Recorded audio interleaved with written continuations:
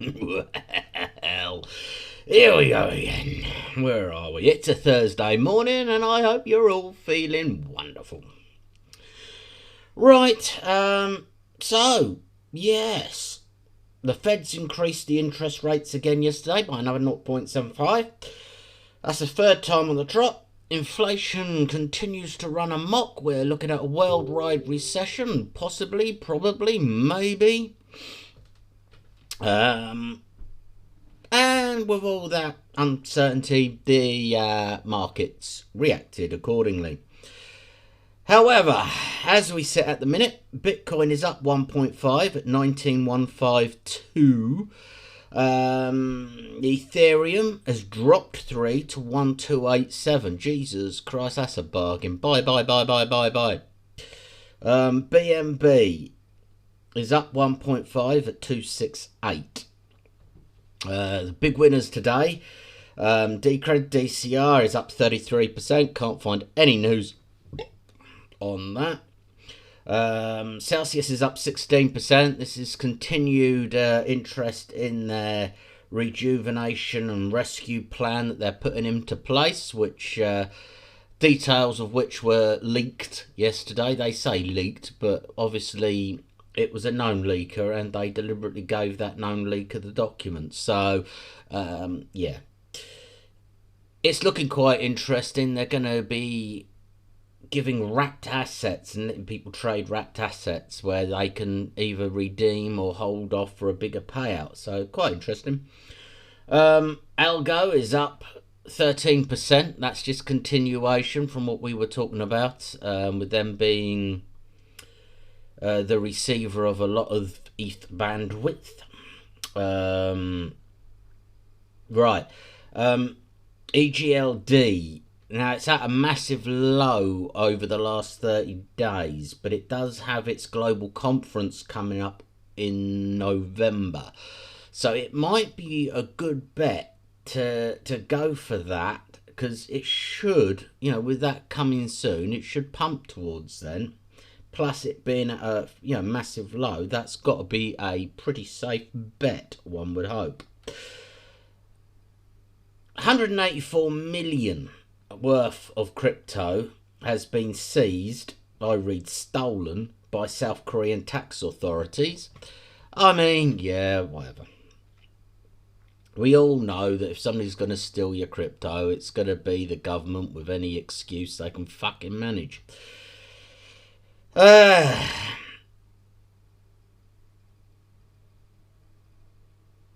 The Coin Corner, there's actually a link for Coin Corner down there in the description if you want to check them out.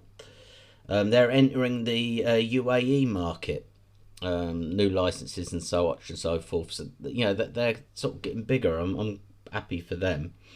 I don't know if you know much about them, but they aligned with CoinFloor and took over CoinFloor's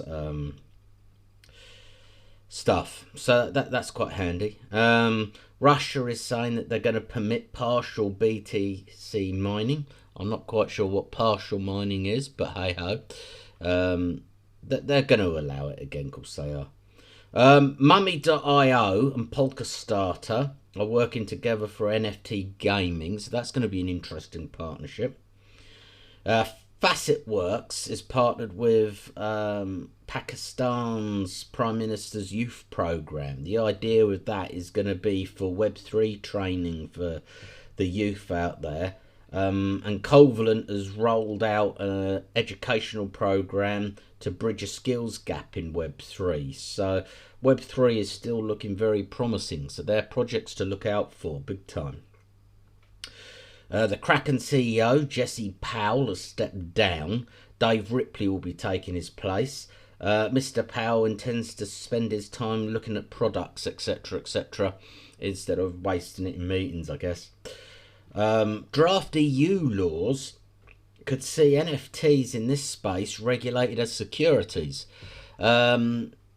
Now, all of Ethereum's problems and the reason that they're falling rather than going to the moon at the minute is because of the threat the SEC made about Ethereum being almost entirely under their jurisdiction.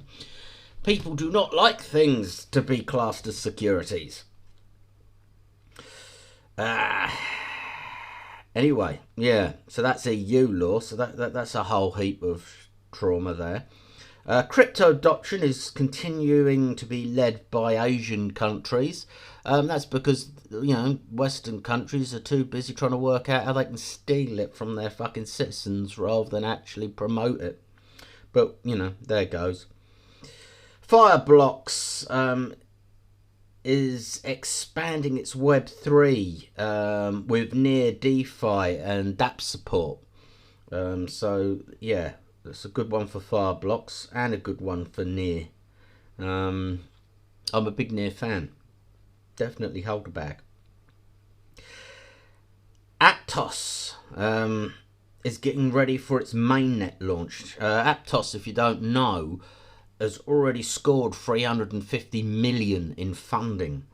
It looks like it's going to be a pretty major layer one. Just waiting for that launch date, to be honest with you, for that one. Yeah, think Ethereum, but with much better scaling and fixing a lot of their problems.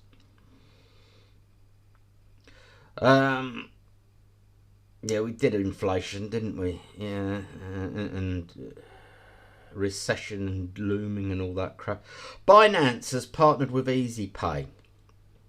This is another 5,000 merchants that will be taking crypto as payments.